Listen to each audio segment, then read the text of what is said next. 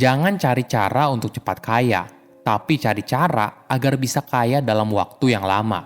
Halo semuanya, nama saya Michael. Selamat datang di channel saya, Sikutu Buku. Kali ini saya akan membahas buku The Dando Investor karya Monis Pabrai. Sebelum kita mulai, buat kalian yang mau support channel ini agar terus berkarya, caranya gampang banget. Kalian cukup klik subscribe dan nyalakan loncengnya. Dukungan kalian membantu banget supaya kita bisa rutin posting dan bersama-sama belajar di channel ini. Buku ini membahas cara menghasilkan keuntungan investasi yang tinggi dengan resiko yang rendah.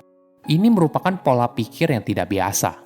Kebanyakan orang menganggap kalau kamu mau keuntungan investasi yang tinggi, maka resikonya harus tinggi.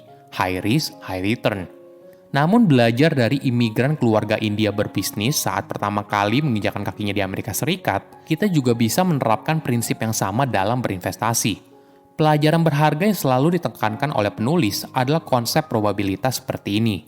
Jika koin dilempar dan menghadap ke arah angka, maka saya menang. Namun jika menghadap ke arah gambar, maka saya tidak rugi terlalu banyak. Saya merangkumnya menjadi 3 hal penting dari buku ini. Pertama, belajar kaya dari keluarga India. Apa itu Dando? Dando merupakan kata Gujarati dan berasal dari kata Sasekerta Dana yang artinya kekayaan. Jadi apabila Dando diterjemahkan, artinya usaha untuk menciptakan kekayaan. Awamnya, Dando berarti bisnis. Tentu saja, itu fungsinya bisnis kan, sebagai usaha untuk menciptakan kekayaan.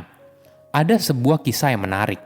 Keluarga Patel merupakan keluarga India yang berasal dari kota Gujarat. Dalam waktu 30 tahun, mereka berhasil menguasai hampir 50% motel yang ada di Amerika. Pada tahun 1970-an, keluarga Patel berimigrasi dari India ke Amerika Serikat. Mereka datang tanpa pendidikan tinggi dan uang yang cukup. Bisnis pertama yang mereka tekuni adalah bisnis motel. Saat itu, Amerika Serikat berada dalam resesi ekonomi yang berat dan harga bensin yang sangat tinggi. Pada masa itu, mayoritas orang masih bepergian dengan mobil. Jadi ketika krisis ekonomi, kebanyakan orang memutuskan untuk tidak pergi liburan. Dampaknya, tingkat hunian hotel sangat rendah, sehingga banyak hotel yang disita oleh bank karena tidak sanggup bayar sewa. Ini merupakan peluang yang dilihat oleh keluarga Patel. Kondisi ini membuat bank bersedia menjual aset yang bermasalah dengan harga yang sangat-sangat murah. Patel berpikir, motel tersebut bisa menampung keluarganya di beberapa kamar, sisanya dapat disewakan. Jika pada akhirnya motel itu bangkrut, Patel dan istrinya bisa bekerja lembur, menabung, dan mencoba lagi. Bagi mereka, itu adalah risiko yang rendah, tapi memiliki potensi imbal hasil yang tinggi. Keluarga Patel lalu membayar uang muka dan membeli sebuah motel. Bisnis itu dijalankan oleh keluarga mereka tanpa menggaji pegawai karena tidak ada biaya. Model bisnis ini mampu mempertahankan biaya menjadi sangat rendah, sehingga mereka bisa menyewa kamar motel dengan harga yang sangat murah. Perlahan-lahan, motel itu menjadi bisnis yang sangat menguntungkan. Beberapa tahun kemudian, keluarga Patel punya uang yang cukup untuk mengembangkan usahanya.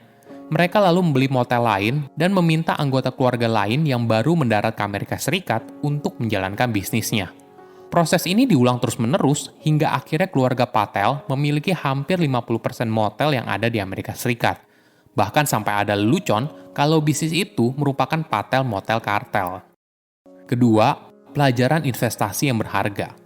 Apa pelajaran investasi yang bisa kita ambil? Pelajaran pertama yang ditekankan oleh penulis adalah fokus untuk membeli bisnis yang sudah ada. Belajar dari kisah keluarga Patel, mereka tidak membangun model bisnis yang baru. Bisnis mereka mengikuti yang sudah ada, menyediakan kamar bagi tamu. Perspektif ini tentunya memiliki resiko yang lebih rendah daripada startup dengan ide baru yang belum tentu teruji kebenarannya. Prinsip ini yang membuat penulis punya tagline, Heads I win, tail I don't lose much.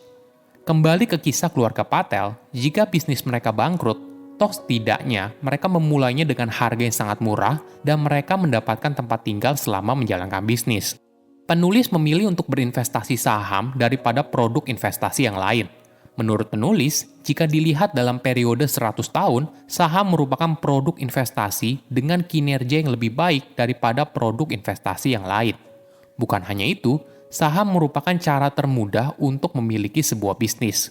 Ketika kamu membeli saham dari sebuah perusahaan, kamu memiliki bagian dari perusahaan tersebut. Pelajaran kedua, pilih model bisnis yang mudah dimengerti dan sedikit perubahan. Menurut Warren Buffett, perubahan merupakan musuh utama dari investasi. Ketika perilaku konsumen berubah, belum tentu perusahaan yang sekarang jadi juara bisa tetap mempertahankan posisinya. Namun perlu diingat, ada industri yang cepat berubah, namun ada industri yang perubahannya lambat. Ada contoh yang menarik. Apakah Coca-Cola dan McDonald akan tetap eksis 50 tahun dari sekarang? Kemungkinan besar iya, karena produk itu dikonsumsi oleh banyak orang. Pertanyaan lainnya begini, apakah Facebook dan Netflix akan tetap eksis 50 tahun dari sekarang? Tidak ada yang tahu. Namun sejauh yang kita lihat, perusahaan teknologi mengalami perubahan yang sangat dinamis. Banyak studi kasus perusahaan teknologi yang merupakan primadona, dalam beberapa tahun kita sudah tidak lagi menggunakan produknya. Ketiga, investasi saat bisnisnya sedang tertekan. Harga sebuah saham tidak selalu mencerminkan kondisi perusahaan yang sebenarnya. Harga sebuah saham lebih sering dipengaruhi oleh psikologi manusia daripada fakta yang sungguhnya. Ketika ada berita buruk, para investor ramai-ramai menjual sahamnya. Sedangkan ketika ada berita baik, para investor ramai-ramai membeli. Tapi apakah sebuah berita itu langsung memberikan dampak yang signifikan pada perusahaan tersebut? Belum tentu. Ini yang dilakukan keluarga Patel. Saat industri hospitality sedang tertekan karena krisis ekonomi, mereka memanfaatkan waktu tersebut untuk membeli bisnis motel yang bangkrut dengan harga yang sangat murah. Ketiga, keanehan dalam investasi. Ada informasi yang menarik. Pasar saham seringkali kesulitan untuk membedakan antara ketidakpastian yang tinggi dengan resiko yang tinggi. Ketika rasa takut yang ekstrim muncul, kemungkinan besar manusia akan berperilaku irasional. Pada tahun 1963, American Express mengumumkan kerugian sebesar 60 juta dolar ketika mereka baru tahu kalau jaminan 60 juta dolar dari minyak salat itu sebenarnya hanyalah air laut. Hal ini membuat pasar saham memerah. Harga saham American Express langsung anjlok. Ketika banyak investor beramai-ramai menjual saham mereka di American Express, Warren Buffett mengambil langkah yang berbeda. Dia percaya kalau nilai sesungguhnya dari American Express jauh lebih tinggi daripada harga sahamnya saat itu. Warren lalu menginvestasikan 40% dari aset perusahaannya untuk membeli saham American Express, karena menurut Warren, aset utama dari American Express adalah kepercayaan konsumen dan bisnis kartu kredit, bukan minyak salat. Sama halnya ketika keluarga Patel berbisnis motel. Banyak orang menganggap prospek industri hospitality sedang buruk, krisis ekonomi, dan tidak ada orang yang bepergian. Namun keluarga Patel punya pandangan yang berbeda, sehingga akhirnya mereka sukses menjadi pengusaha motel di Amerika Serikat. Pelajaran lain yang berharga adalah menjadi peniru, bukan inovator. Penulis menjelaskan soal Ray Kroc yang membeli McDonald dari sepasang saudara dan berekspansi secara besar-besaran melalui model waralaba. Di sisi lain, Microsoft mengambil ide mouse komputer dan antarmuka pengguna grafis dari Apple, Excel dari Lotus, Word dari WordPerfect, jaringan dari Novell, dan sebagainya.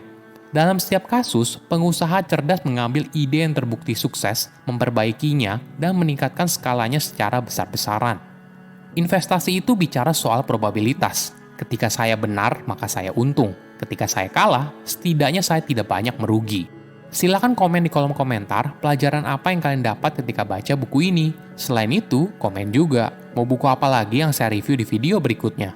Saya undur diri, jangan lupa subscribe channel YouTube Sikutu Buku. Bye-bye.